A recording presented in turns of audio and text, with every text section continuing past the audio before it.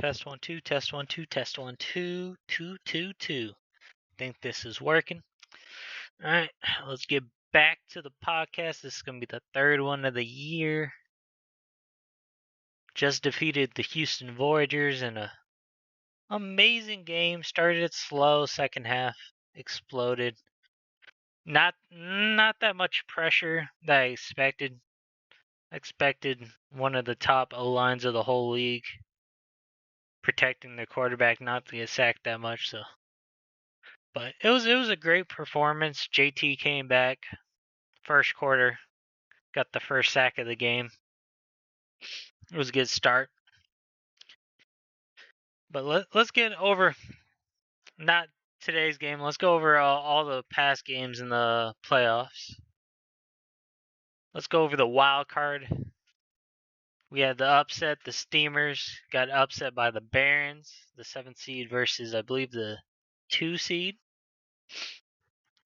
Upset, just, I guess the Steamers took a week off, sat Wagner, and just didn't expect the Barons defense to be Barons pass rush to be that effective.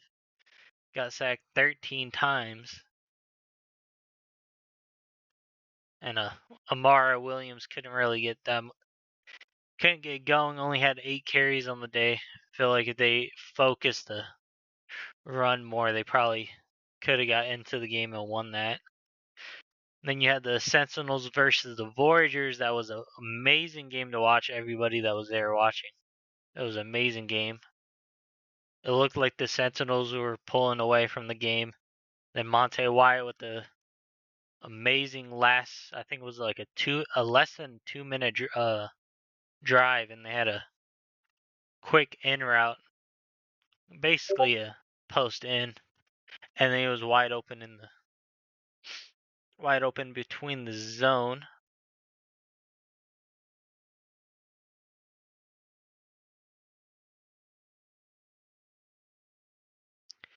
So that's unfortunate how that game ended. But the Voyagers pulled through, got that W against the Sentinels. Not trying to get that didn't get 3 swept. They got swept twice in the regular season. They almost got a 3 sweep on the Voyagers. And then you had the Desperados versus Snowhawks game. I still believe that another thing that I'll say later in the podcast about these past games. But that game, you looked at it, it looked like it was Desperados' game to win, to be fair. They played pretty well. They had one big Team Hall fumble, but they were getting pressure to Gidley. Just how the offense was for the Snowhawks was pretty stagnant, a bunch of checkdowns. But the tight end got injured and Weeks stepped up. And once Weeks came in, got a spark to their offense. But that game-wise, I expected Desperados to win, but I knew it was going to be a close game. The Snowhawks pulled through on that, and then you had Coach Mix facing his former team that used to coach, the Celtic Tigers. Amazing defensive performance from Mix, coaching up the Cougars, and then amazing day for Hightower, rushing for 25 rushes for over 220 yards and 4 touchdowns. That was like their key of their offense all year. It was play good defense and then get the run game going. And then that lightened the load for the rookie quarterback Dylan Lewis from Ohio State. That had a pretty good rookie campaign. So they ended up winning 44-21 that game. Very dominated by the Cougars defense. 2 picks, I believe, from Austin Sanders. And then we go into the last game. It was the Marshalls versus the Explorers. I was here for this game also. It was a pretty much, I believe this is the game that, no, this wasn't, yeah, I think they were down by 2 scores, and then I believe the Marshalls came back and almost won the game, but lost by 5. Amazing year by what's called Warren Moon. Amazing year by interim coach Leto. They stepped in, I believe, halfway through the year. Had an amazing end of the year. Just fortunately, they lost this game against the Explorers. Have amazing roster. Plus, they have the almost number 1 overall pick. They could possibly get number 1 overall pick, and then I don't believe they have their own pick, so they can't get pick 1 and pick 32. So the Explorers dominated that game. Marshalls came back, just couldn't get it done because Brandon Otagwe had another massive rushing that week in the wild card. 230 for 30 rushes for 4 touchdowns, and they just got dominated on the run game. And then the divisional round, let's go from the Explorers and the Snowhawks game. I expected the game to be more competitive than it was, but like I said, Snowhawks offense has been very inconsistent this year. Like we were inconsistent for the I think first like 10 to 12 weeks. We were very inconsistent as offense for the Bulldogs, but we turned it around. But Joseph Gidley, I think he's on his way out. I see him maybe one more year. I believe he's on a contract year also.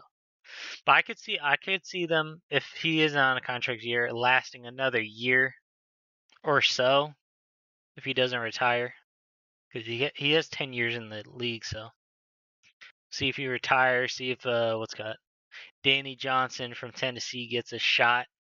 See if he develops in the offseason, gets a bunch of reloads. I think he's like mid 70s right now, so if he can get up to around like 79, 80 going into week 1 of his sophomore year, he might start. But this game, another dominant performance by the Explorers.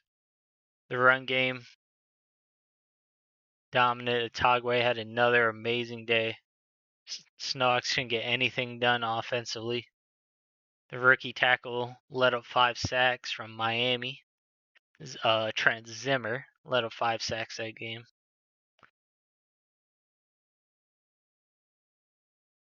So that's the end of that game. They lost 31-0. That was the end of the Snowhawks season.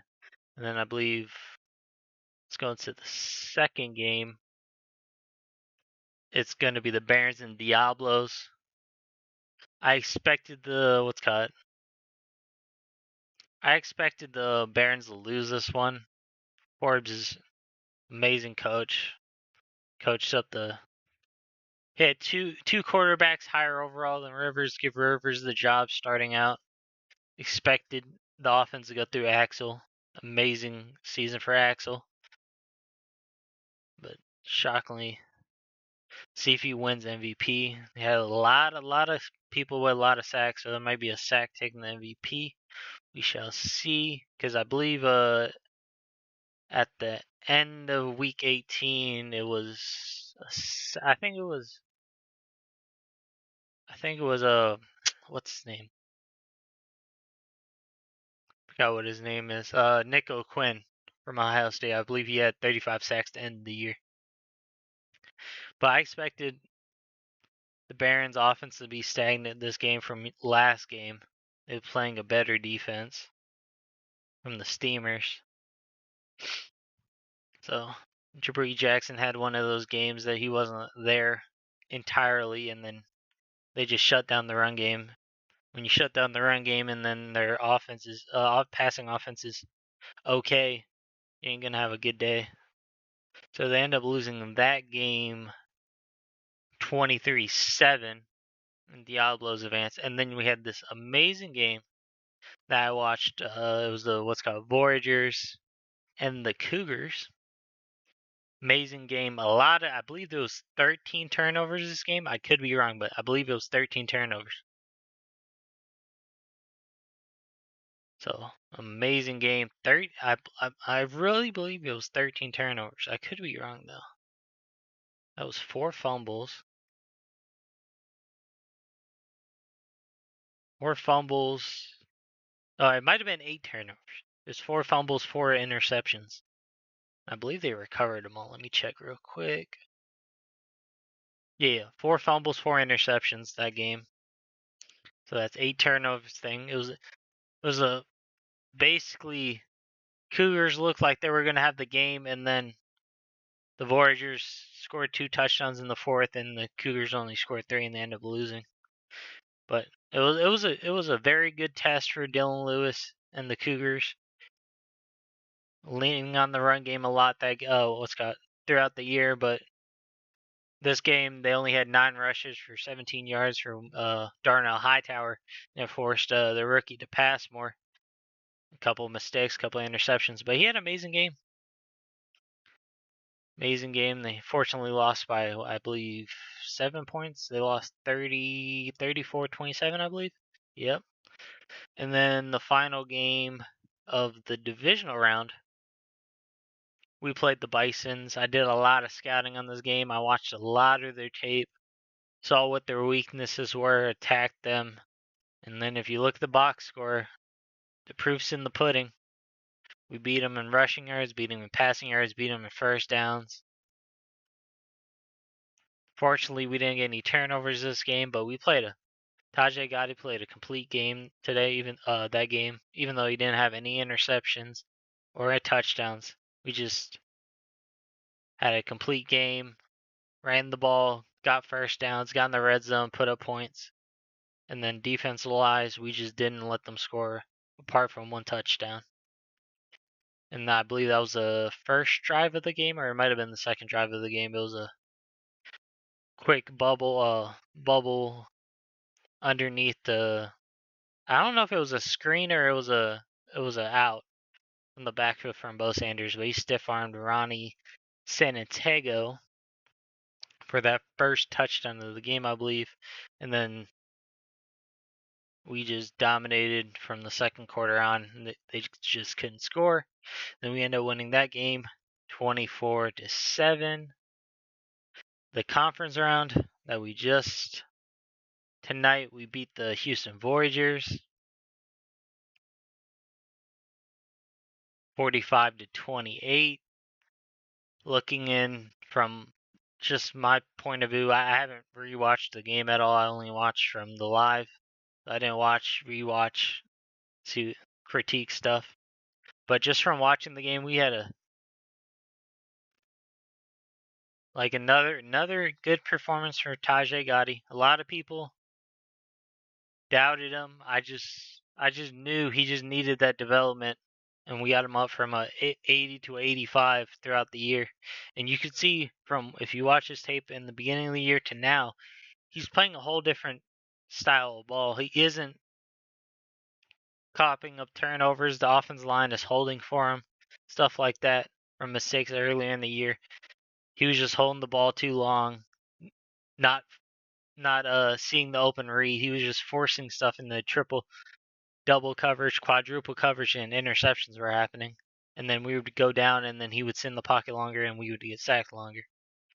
So, but we had a dominant performance offensively, and I would say defensively. We didn't get to the quarterback that often because Voyagers have one of the top best offensive lines.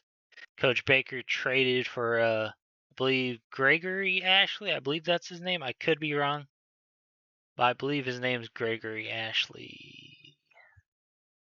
Let me see. I believe it's Gregory Ashley. I could be wrong. Oh, Eric Ashley. My bad. They traded for Eric Ashley. It was a shocking move from the Miners. They traded away Eric Ashley. Maybe he saw cap issues coming up in a year or so, and he didn't think he could re-sign him. Maybe I think they traded for a defensive tackle. Maybe Coach Dunn thought if he could get this defensive tackle, his defense would become elite or something. I don't know. But he had an opportunity to make the wild card. Unfortunately, I believe he lost the last week of the season, and then with another Aviators loss, and I believe another team lost that were there. It was like 3 teams that I need, or 2 or 3 teams I needed to lose to make the wild card. And they end up working out, and then we end up making the wild card, and now we're going to the Reload Bowl. But looking at this game, great game offensively. We start out slow, and then Jakari Torres had that breakout 75-yard run. Just some things that you do some formation subs and you mess up some things. Because I believe that formation sub had I believe it was Mike Sizemore playing nose tackle, and he just got shoved out the way, and that gap just opened up, and he just took it and ran. 85 speed, by the way. He outran my whole defense. But luckily, Russell Shackford was running for his life trying to stop him. But fortunately, he just outran him for a touchdown because he started from the left side of the field and ran all the way to the right corner trying to catch him at the end zone. But if you take away that 75-yard rush, Shakari Torres had like 12 for 60 yards. Monte White, that pocket was crisp for the Voyagers and the Bulldogs. Crisp pocket. I expected to see more pressure getting JT back, but he had that one sack from that play action sack that we had a fumble. Luckily, we should have recovered it, but we didn't. But we ended up still winning anyway, so I'm not that mad. But we did end up getting 2 interceptions this game. I expected the pressure. We had a lot of pressure on Monte White this game. I don't believe that he had that many passing yards till the second half. I believe he had like 90 passing yards going into halftime, if I remember correctly. But we ended up getting an interception right before half. Unfortunately, Flota missed I think it was a 57 or a 50. It was like almost a 60. It was like around that. It was pretty far. It was like from the 41. The ball was on the 41. So it was like a 57-ish. Missed that a little bit to the right. And then later in the second half, I think Duke Pascal, a little from scouting the Voyagers, they like using the run and shoot play sheet. Did some moving around. Took took Masters off being the sub linebacker, moved in Ronnie to give us more speed to combat their 4 wide receiver sets that they love running. I think we did pretty good defensively, pass coverage wise. Like, we weren't getting to the quarterback, but we were getting to the quarterback enough that he had to throw the ball away holding on the ball so long. We had a couple that fumble on that punt gave me a lot of like a wake up call that game. When that fumble happened, I was like, oh, the momentum was about to flip, and then they end up scoring I think 21 straight on us, and then it ended up being I think it was 21-7 at one point, and then we ended up scoring 2 field goals before half, and then the second half we scored 11 in the third. Scored I think I don't know. I think we scored a touchdown. And then we got a 2-point. That's 8. Yeah, we scored a field goal and a touchdown with the 2-point in the third, and then we scored 21 in the fourth, extending the lead and taking away. So that was I would say, a tough game. We didn't have that many interceptions coming into the year. I think at the end of the year we only had 4 interceptions total on the year. But we had 2 against Monte. That means we forced him to throw the ball and we forced him to be uncomfortable in the pocket. I just expected to get more sacks, but fortunately we didn't get. We only got 1 sack, and it was from Jermaine Taylor on his return. So we will see. But amazing game to watch.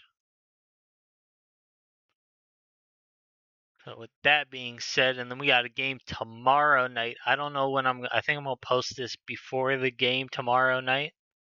So this pod's probably gonna come out like midday-ish. But it's Explorers Diablos. Defensive wise, I think Diablos probably have a better pass defense. and probably run defense than the Explorers. But I think the keys to tomorrow night, who's going to win the game, I feel like whoever gets their run game going and be consistent is going to win that game. Is Tavion Hall? No, my bad. Is Axel gonna get the run game going for the Diablos, or is it Tagway gonna get the run game going for the Explorers? And then whoever gets the run game going and their defense shows up is gonna make to the Reload Bowl. But looking at it wise, if we look at the playoff wise, let me pull up the bracket real quick. Schedule, playoff picture. We'll look at the playoff picture. Coming in at the 7th seed, I knew I had a very good game plan if we made it past the Huskies. But I knew to get to the Huskies, we're gonna have to send pressure after Calvin Poole and get them uncomfortable in the pocket. We did that amazingly. You look at the box score, we were up 31-7 at halftime, and then Calvin Poole was like, "Nah, we ain't getting blown out." And then he showed up in the second half, almost had a comeback victory, but we ended up squeezing that one away. And then if we look at the thing, I would say out of the ARC teams I was most afraid of was the 4th seed Celtic Tigers, just the way that they played us that second game and the way that they had that hot streak to end the year. Apart from, I believe they lost to the Bulls the last week, but the way they turned their 1-6 season around, and they had that amazing spark of their offense.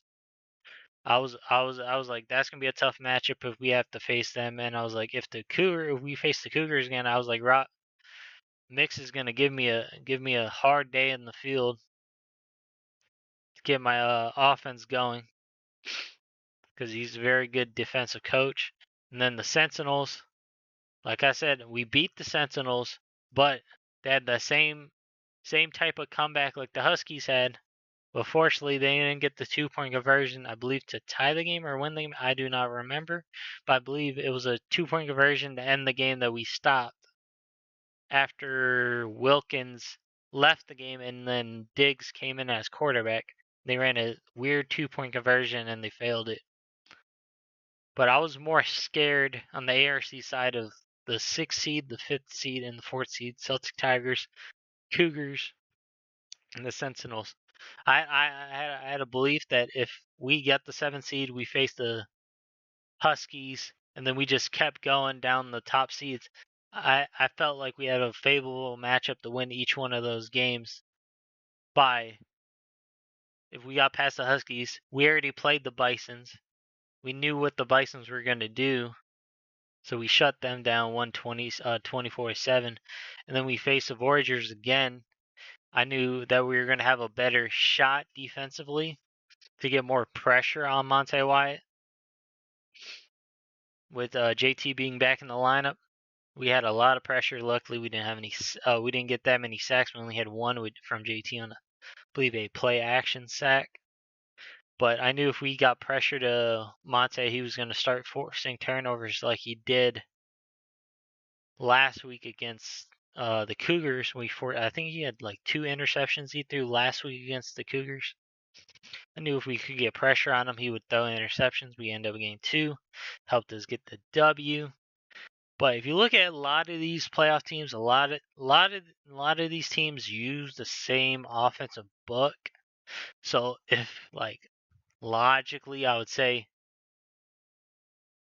I feel like our matchup, either if it's versus the Explorers or the Diablos, for the content, I would love to face Forbes and the Diablos. But if I want a better chance to win the reload, I would say I would want the Explorers to upset the Diablos and make it to the Reload Bowl, because their offense is the same as, like, I would say one they would have the same offensive scheme and playbook as the Huskies and the and the Bisons, and we already had a formula to beat those teams. So I would like to face the Explorers. So I'm probably gonna be rooting for against Forbes tomorrow night at 9 p.m. Expecting an upset, but just how stacked and talented that team is and how quickly developed Colorado Rivers from Clemson. I would say if they could get Darnell Johnson, I believe it is Darnell Johnson. I could be wrong. I believe his name is Darnell Johnson, the quarterback for the Explorers. Yeah, Darnell Johnson. If you can get Darnell Johnson flustered in that pocket and they can get multiple sacks and they get sack fumbles for touchdowns, I believe the Diablos can possibly pull off what they did against the Explorers did against the Snowhawks and skunk them, to be honest with you. But if the Explorers get their game plan going, get a Togway going, and just start gashing the Explorers Diablo's defense, I think it's either way. But it's highly favored in the Diablos matchup. They just have a higher overall, higher stacked team all across the board. So we will see tomorrow night if I face the Explorers or I face the Diablos in the Reload Bowl. It was an amazing season. A lot of doubters. Even though you didn't see it, I feel like a lot of people behind the scenes doubted us, didn't expect us to make it this far. Shout out to the locker room. Had a couple people flustered in the beginning of the year. Didn't like stuff, wanted out, stuff like that behind the scenes. I don't. If they want to expand on what they said or what they did, I I don't really care. It was at the heat of the moment. We were losing games. People wanted more playing time, such. But I knew I had a vision of what I wanted for this year. Unfortunately, some people didn't get playing time like they wanted to, but that's life when you have a high overall team and you don't want to put a high rated starter on the bench for somebody lower overall at the moment. But it is what it is. Shout out those people for sticking throughout the year. And we turned the season around and now we're in the Reload Bowl. So could you say if I was wrong to say, hey, man, I understand your frustrations, but you gotta believe me. I have a method to my madness, and look at us. We're in the Reload Bowl. A lot of people say, hey, it's because you have a stacked team, but if you look at it, if one or two teams won the last 2 weeks, it was mathematically I couldn't even make the. If one of these 9 and 7 teams would have won last week and they got 10 wins, I wouldn't even be in this situation right now. I'd probably be the laughing stock of the league. Hey, you got this high overall team, but you didn't make the playoffs. You only went 9 and 8 with this team, but this team also went 9 and 8 last year and missed the playoffs. So if you look at it that way, team went 9 and 8, didn't make the playoffs, and now we're 9 and 8 again, and we're in the Reload Bowl. It's all about situations, matchups, and what you put yourself into. So with that being said, see if I have anything else. We go over that. We went over this. Favorable matchups. Went over every single playoff game so far except the Explorers and Diablos. That's tomorrow night. What else can I go over?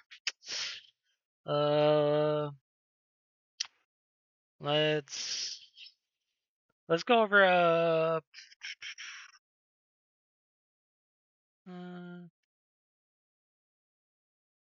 let's go over some rookies, I guess. Rookies in the meantime. Let's go over some rookies. Let me go pull up some Neon real quick. This isn't So it's probably going to change when next week comes, and then XP for awards come in, and then people jump overall. So it's probably going to be different from now. So let me go over some rookies. Let's go quarterbacks all the way through punters. Let's go rookies only. All right, let's look at it. First quarterback off the board was, I believe, Dylan Lewis to the Cougars. I believe he came in around 80 overall. It might have been a 79, but I believe it was 80. He's up to 84 at the moment, according to Neon, in the conference championship round. So he's currently 84. Colorado Rivers, I believe, came in around 80. Might have been around like 77, 78, 79-ish. I don't remember off the top of my head, but he's all the way up to 88. Jaden Young progressed pretty well off the bench, apart from the last game they played. He's up to 84. Rookie of the year, possibly for the ARC, had amazing rookie year. Passed amazing, rushed over, I think, over 1,200 rushing yards. I believe from last I looked, it was over 1,200 rushing, but it was around there. But Casey Robinson came in from Florida. A lot of people had doubts on him. Didn't expect him to go this high, but I had a feeling that one of these quarterback was going to go. There was going to be a fourth quarterback in the first round. Ended up being Casey Robinson. Perfect fit, to be honest. Run dominant team. Swapping out Kyle Bain that they had success last year with, and they swapped in with Casey Robinson. Had an amazing rookie year. Jumped. I think he started as 69. He's up to 80 at the moment, possibly higher when he wins Rookie of the Year. I believe he's front runner because the only person that was behind him was, I believe, Zach Tank, but Zach Tank got hurt. So I think Casey probably gonna get Rookie of the Year if I had to guess. Just amazing rookie year. And then you have Corey Baines from, I believe, Oregon. I could be wrong, but I believe he was from Oregon that he got drafted to the Condors. Possibly starter next year. Might be the last walkout for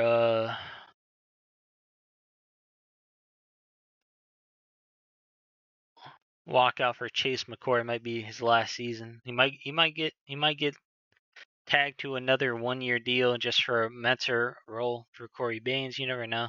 You got Danny Johnson coming in, getting up to a 75. You got CJ Johnson, great quarterback, just had some bad draft story concerns from coaches. He ended up getting dropped to the, I believe, the fourth or fifth round. Ended up getting picked up by the Bisons that had a possible quarterback controversy that they didn't think what's his name was active enough or good enough. So they ended up drafting him for a possible replacement, but it looked like Torres had an amazing season this year, moved the Bisons into the playoffs, so possibly, you never know, CJ Johnson might get moved, might not get moved. I think Max said in his post conference he's going to explore trades trying to get CJ Johnson in a good position. I could be wrong, but I believe I saw that in a press conference. And then Nashon Miller ended up getting drafted to the Armadillos. End up Chumley getting traded away, getting pushed into the spotlight. I still believe they should have just started Merritt the whole year and then developed Nishon in the back end and then have him ready for next year. But Rollins doing some back end trades. Maybe if it's gonna work out for him, he traded away like multiple firsts for some dominant cornerback on his way out of the league, and then traded away his dominant pass rusher to possibly the Relo Bowl appearance from the Diablos. So we'll see how that works out for the Armadillos. But Nashon got picked up by Coach Roby and Coach Mix from the Cougars. Don't know if he's going to resign or hit free agency. But at the moment, I don't think he signed a contract. So he's on a 1-year deal. So you can choose wherever he wants to sign to. And then you got KJ Robinson, Georgia Tech quarterback that was in the locker room with before the season started. I ended up having to drop my player to coach, and he's up to a 70. And then you look at Tony Oliveira, had an up and down college career. I think he went to Virginia Tech. I think he came in as like a 65 overall. Had 2 amazing starts or appearances to start for the Cougars. I think he's 2-0 as a starter for the Cougars. I could be wrong, but he's 2-0 starting for the Cougars, I believe. I could be wrong. And then other quarterback wise, let me look. You have what's called Evan Clemens that came in and started a couple games of the year. I believe they were like 2-1 with Clemens at the end of the year. So we'll see how that works out. If Owen Jack's gonna stay quarterback 1 for the Dreadnoughts, or are they gonna move on and possibly get a quarterback this draft, or focus train Clemens, trying to get him up to speed since he has a gunsling 98 throw power, I believe. So we'll see how that goes. Rest of the quarterbacks, not that crazy to talk about. We had Trevon Parkey that we picked up from Penn State. No, not Penn State. Auburn as a possible backup quarterback 2 down the line, if I can develop him correctly. So that's quarterback wise, development wise. See how they progressed. Running back wise, top of the list, number 1 halfback coming into this class. He's up to 87 overall. He probably would be higher if he didn't get injured to end I think the last 4 weeks, and then he came back in week 18. He's up to 87. Vince Reed, I think he was a third or fourth round pick from the Marshals. He took over reps from Ward, ended up being running back 1 for the Marshals. Had an amazing rookie season, jumped all the way up to an 86 overall. Zach Tank, the backbone of the Pioneers. Fortunately, his season ended with a broken tibia. He's up to 85. He was up there for running for Rookie of the Year, but I don't think he would have passed Robinson, because Robinson's production was like what Zach Tank did rushing, plus he passed. So I don't think that would have happened. Abraham Powers, Penn State running back, I believe. Let me double check. Penn State running back came in, backed up for, I think it was a 3rd or 4th string for the Gunners. I think he had a breakout game in the preseason. They had like over 100 plus, maybe 200 yards. I don't remember. It was like over 100 though. Then you have Shady Houston, got drafted to the Cougars. Possible rotation back. You have Hightower, you got Boyd, and now you got Shady Houston. So that's a 3-headed monster for the Cougars. So we'll see how that works out down the line. See if one of them's expendable. See if Boyd ends up losing more reps. See if Shady Houston steps up. Or maybe down the line, one of those top 3 running backs for the Cougars get dealt for when paychecks come through and you have to start paying people. You have Jamel Morris from Tennessee. I believe he got drafted to the Commanders. He's up to a 75 overall. Xavier Givens, we drafted, I think, in the 5th round. Possible returner or replacement for Zach Cage after this year. I believe he has 2 kick returns on the year so far. So amazing pickup. Got his worth out for 2 kick returns. Matty King, I would say projected to be one of the possible top running backs of the class, but he was just in a Miami system that they split carries, plus they had more of a passing game, so he didn't have that much carry. So he ended up going to the what's called Red Dragons, and the Red Dragons had a down year, but I believe he got a lot of carries this year. I believe he came in at like a 68, 69, and he's up to a 72, so that's good. Now, any other running backs I could say down the list? Not any remarkable ones that had that much dominant playing time this year, I would say. So that's going to be it for the running back wise. Fullbacks, I don't think there was any fullbacks apart from the Marshals. None of them really developed at all. Let's go to tight ends now. I would say you have what? Four-headed monster at tight end. You got Brian Schrader from, I believe, Notre Dame. Yeah, Notre Dame came into step up reps for the Steamers. I believe they traded away Eric Reese to I believe the Miners for like a 5th-round pick and a player, if I remember correctly. And then Charlie Dotson, one of I would say probably number one on my board for number one tight end of the class. Right close with Arturo Flores and Schrader. But he had an amazing season for the Barons. That team's young. He's going to be primed for years if they keep that young group together. They bring in some more youth. Because I believe they traded away their wide receiver to the Marshalls for like a 1st-round. So they have like extra couple of 1st-round picks. And then you have Matt Van Dinkle from the Armadillos that was getting starting reps over their 99 overall tight end. So we'll see how that goes next year for Van Dinkle. And then you had Randy Stewart, had a very, very quiet rookie campaign, and then he had like I believe a 2-touchdown game, the last playoff game for the Explorers. So see how that goes. Rest of the tight ends really didn't get that much playing time this year, so I'm not going to talk about them. But Schrader got up to 83, Dotson up to 83, Torres up to 82, Van Dinkle's up to up to a 78, and then Stewart from I believe LSU is up to a 74. All right, let's go to wide receivers. Got the number one wide receiver of the class, Dior Gore from the Diablos, up to 86.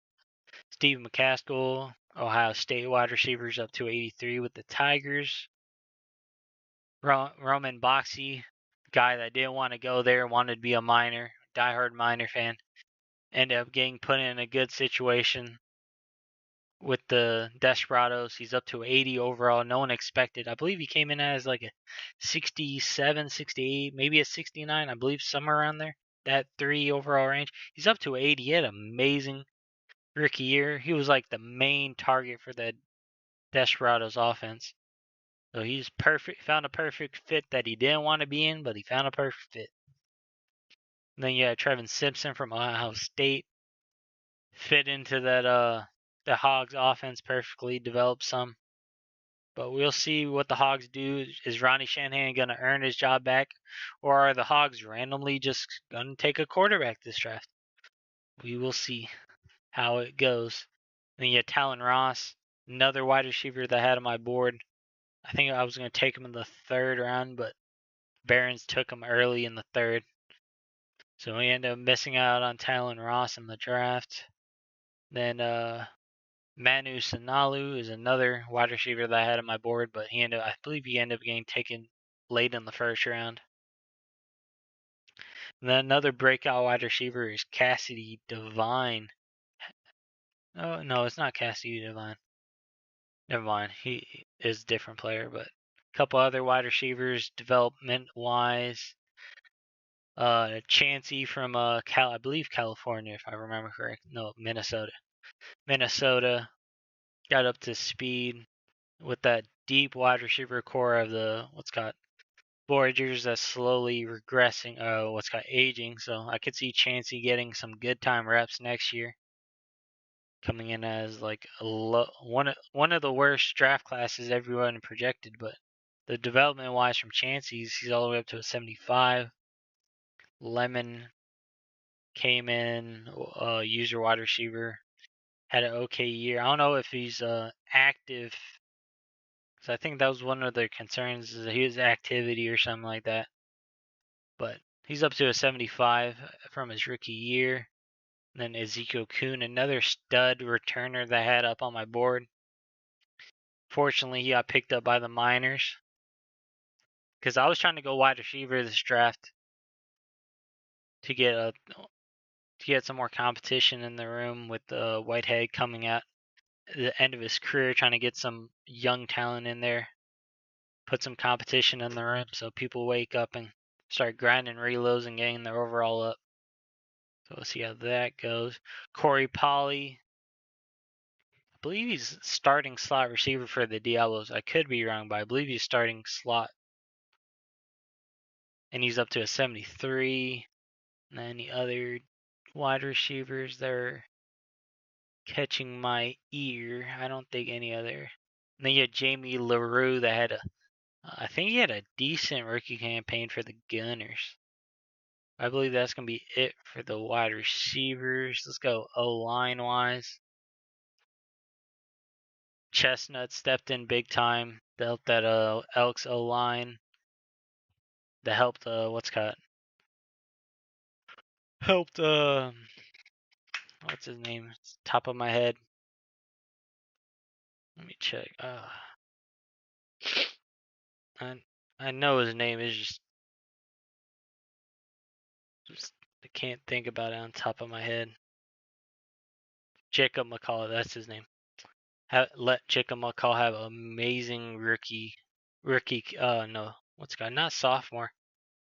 His junior, third year in the league. I think it's third year because he had one year with the. Or he might. No, he might. I think he had. Did he have 2 years? No, he had traded to the Cougars, and so I think he had 2 years with the Black Knights, and then got traded to the Cougars, and they had 1 year, and then I think he just got a contract too. Could be wrong. But he had a down year for the Cougars last year with the offensive line problems that they had in the loop-de-loop sack 101. If you know, you know. But they end up getting some Cougars end up getting some good offensive line pieces in this draft, and they had an amazing season this year. So let's look at it. Caesar Jr. went to the Thunderbirds. Got there up to an 81 overall. Rico Cardoza for the Barons got up to 81. Greg Dunham for the Cougars up to 80. Trent Zimmer for the Snowhawks up to 80. Dallas Dean for the Crusaders up to a 79. Excuse me. Joshua Thompson up to a 78. Chuck Dunham and Cody Nelson for the Miners, both new rookie tackles up to a 78 and 77. Bijan Rainey, offensive guard for the Cougars, up to a 77. Javier Valero up to a 77. Keenan Rainey for the Explorers up to a 77. Moffitt up to a 77. Grant Morris up to a 76. Anthony Moore, our pick in the second round, up to a 75. And a couple more I could go into, but they were like 72 and stuff like that. I'm not going to go over that because I think all the people named actually started. Excuse me. Let's go defensive wise. Let's go look at some edge rushers here. Nick O'Quinn, amazing 35 sack rookie season, broke that RFL sack record as a rookie and as any player with 35 sacks. So he's got up to 80, 87. Expecting, I would say, he jumps to a 89, possibly a 90. Up to how his XP progression is looking like. Raheem Underwood's jumped up to 82 into the amazing 3-4 system of the Desperados. I seen Bird jumped up to a 82 on their defense of the Lumberjacks, even though they had a bad campaign this year. Then you had Leon Winfield the third. Didn't have that many steps, apart from when Jack Blackman, I think Blackman, edge rusher, went down. He ended up getting some playing time. Any other edge rushers for the left side? No, that I don't want to go over. Let's go right edge. Yeah, Russell Shackelford, I think, might be the steal of the draft. End of the second round. End up getting him. I had a first round grade on him. He ended up slipping all the way to us in the second round.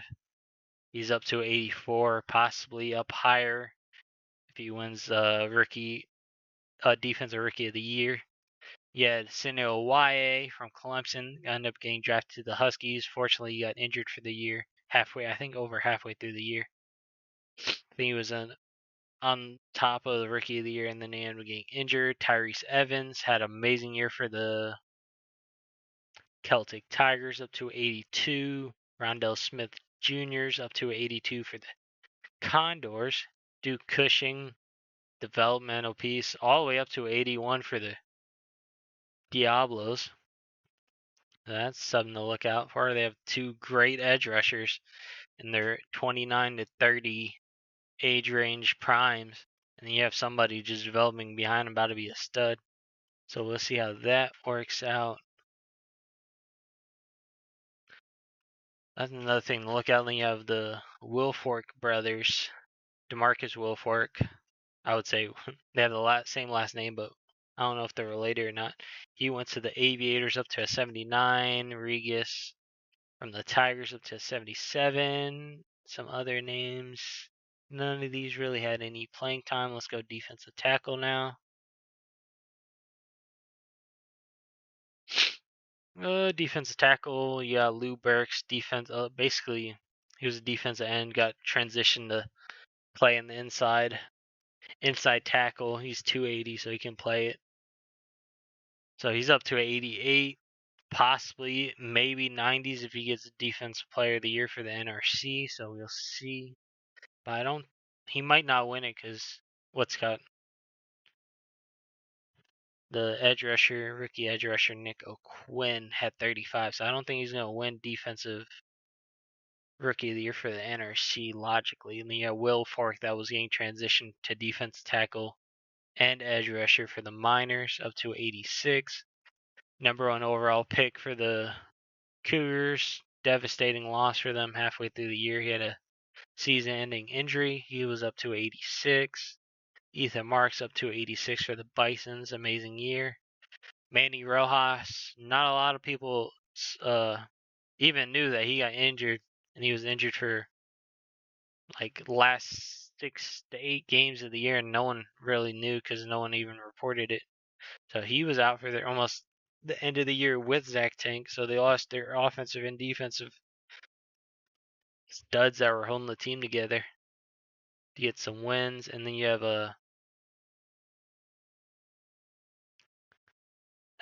have Ishmael Ibarra. I believe he came from Penn State for the for the Red Dragons. He's all the way up to 80. So Coach Davis is slowly developing these rookies up, because I think his team was pretty old. It's like on the edge that he needs to start getting some young pieces in there and letting the older people slide out of the rotation and leave the team. Then you have Jamari Logan from the Marshalls up to a 78.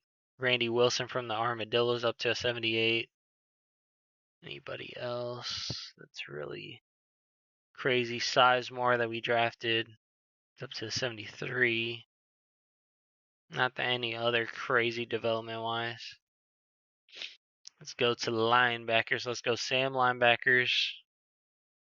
Not that much development wise. Up a couple overalls. You have Donald Summers up to 74. Flowers up to 74. Not any other development wise. Let's go Mike linebacker. Mike linebacker development wise. Freezer moved into the box, playing middle linebacker from starting the year off as strong safety. Had an amazing year, to be honest. You have Haley Jacquin, Alabama linebacker, came in. I didn't see his activity wise. I think he was around a couple bit, but I don't think he was like active. He's up to 80. Schuler, a linebacker that went under the radar for a lot of teams from Penn State, but I feel like he was on my radar for possibly a linebacker that we could have picked, but he ended up going to a lot of picks this year. I was like, I'm gonna take this guy this round, and then he gets picked 5, 6, 8 picks ahead of me, and I'm like, okay, what are we gonna do now? And then you have George Ellington that didn't develop that much for the Shamrocks, and that's Not that much development from the Mike linebacker wise from this draft class. Let's go Will. Brian O'Connor, I would say probably the best off-ball linebacker, coverage linebacker of this class. Possibly the steal. I would say probably the steal of the first round, to be honest. I expect him to go top, I would say top 12 at least is the ceiling, top 12. But I believe he ended up getting dropped to the mid 20s. I think it was like pick 26. So probably a perfect fit for the Miners. I believe they have some aging linebackers on the roster, so slide into that. Levante Vaughn from West Virginia stepped in, getting a lot of playing time for the Pioneers up to a 75. And a couple other linebackers that didn't get that much playing time this year, so I'm not going to talk about them. All right, let's get straight to the cornerbacks. Shout out to Kenzo Yuto coming in as a 73, topping the class off at an 84 at the moment. Tying that with Xavier Savage that came in, I believe, as an 81 or 80 overall. He's up to 84 for the Gunners. Jack Sky had an amazing campaign, getting first team reps, coming straight in to the Cougars, up to 83. Arnell Matthews, another cornerback that I had on top of my board. I thought Kenzo was going to go 10, but he didn't go 10. Elijah Carter went 10. So I was like, that range, I was like, we got this cornerback, we got this cornerback, and we got this cornerback. I was like, which one falls to me? Who ended up getting Kenzo. Worked out.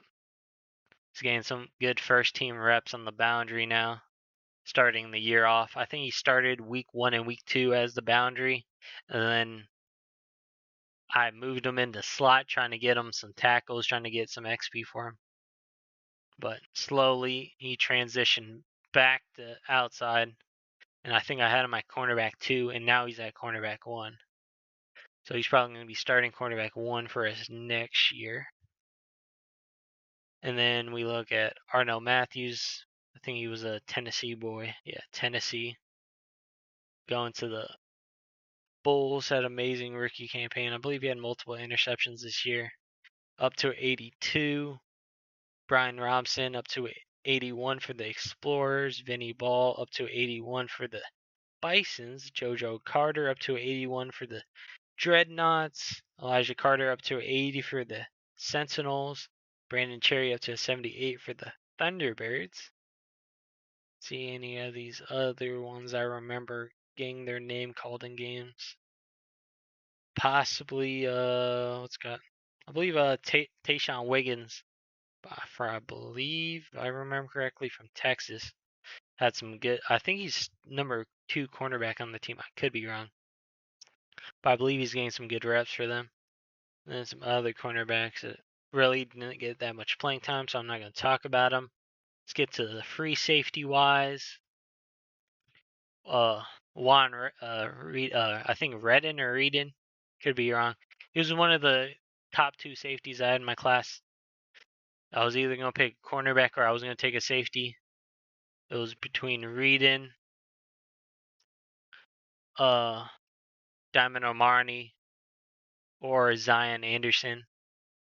All of those end up getting picked. We end up picking up Kyrie Sims. I see him as a possible transition to linebacker. So I'm going to talk to him in the offseason. Maybe transition to linebacker. If not, see what we can do at free safety with Norris getting up there. Possibly moving Norris back to cornerback and playing him in the slot next year. So we'll see how that goes. Not that much free safeties to talk about. None of them really got that much playing time or development to talk about. So let's skip that. Let's talk about Diamond Armani. Amazing rookie campaign, all the way up to an 87 overall, with that amazing, I think, top 3 defense in the league. With the Huskies, up to 87. Zion Anderson ended up getting a lot more playing time with Zeno moving back to middle linebacker, up to 86. Corbin Coase, another safety, up to 83 for the Celtic Tigers. Kong Morris from Florida, with the with the Hogs now up to 80, and then not that many players to talk about that wise that really got that much development. Let's go kickers, punters. I believe a lot of these kickers got good playing time, like Owen Jack, Nelson. I believe Kyle Adams also got good playing time. They're in the mid 70s, 75, 76 area. Excuse me. Punters wise, we had a couple good punters. I believe we had one, three, five punters. You had Aaron Spiel, Dave Arnett, Andrew Mardona, Kyle Henry, and then Boomer Everhart. So that's gonna be all the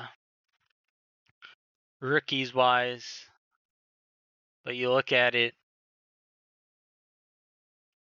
if you look at it just development wise, who developed all the way up. A lot of people said what's called Diablos had the #1 class in the. I think they had the #1 class with the amount of steals they got in the late rounds. I think Lou Burke was a late round steal. I think it was like a 5th or 6th round pick, and he's up to 88. So like, look at it. I would say probably if you re-look at it, I would say probably Diablo's #1, and then Bison's 2, and then I would probably put Cougars 3. So it's Diablo's, Bison's, Cougars, and then I would say Barons as 4. And then to end off the list, I would say probably Celtic Tigers or the Huskies at 5. But I'd probably say Huskies because they got Diamond Armani and Annoy, and then have the so it goes Diablos, Bisons, Cougars, Barons,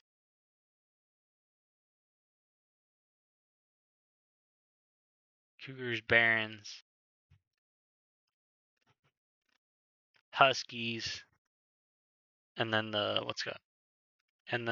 Celtic Tigers. So that's like my maybe top 8 draft pick. So that's going to be all the rookies that developed so far of the year, breakouts, a lot of studs for the Diablos getting stacked on stacked on stacked. And we'll see how that goes with contracts coming up and see how Forbes manages his roster.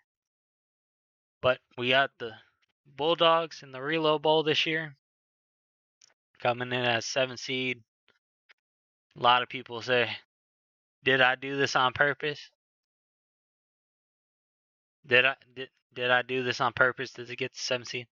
No, I did not do this on purpose. The only thing that I accidentally did was put some development traits midway of the season, and do I think taking off 2 gameplay attributes or abilities for 8 weeks could possibly have disadvantages? Yes, but end up getting Tajay Gotti up to 85 overall, end up getting Kenzo Yudo up quicker, end up getting some of these rookies up 5, 6 overalls from what they started at. But we're in a prime position to possibly get a chance to get 3 reloads. I think if we win this, we're going to be the first team with 3 reloads. If I'm mistaken, I believe we have 2, and I believe another team has 2. So if we get 3, I think we're going to be the first team with 3 reloads in 10 years. So that's good to think about, but we got to end up beating the NRC team to get that, so we got to see how that goes. So that's going to be it for this podcast. Shout out to everybody watching. Got some big things coming in the off season, trying to get the Bulldogs right. Get some fresh new talent coming in. The possibility of people leaving after this next season with contracts coming up, so we got to manage. We got to draft smart. Draft with the 10th this year. And we'll see how it goes. Shout out to everybody watching. Shout out to all the prospects in the college series. If you want to be a Bulldog and you're going to declare it this year coming up, DM me, let me know so we can talk. get more to know you, see how you are as a person, stuff like that. See if you're a fit to what I think I want the Bulldogs to be in the years to come. Shout out to everybody watching. Shout out to everybody. Let's go get this Reload Bowl, because the job's not finished. I came in last year as a coordinator, ended up getting dropped, and I knew if I end up getting the job as a head coach, I wasn't gonna let it pass me. And now we're in the Reload Bowl, first year as a head coach. Who would have thought? Who would have thought? Shout out, this is Coach Bartman from the Relocation Football League. Peace out.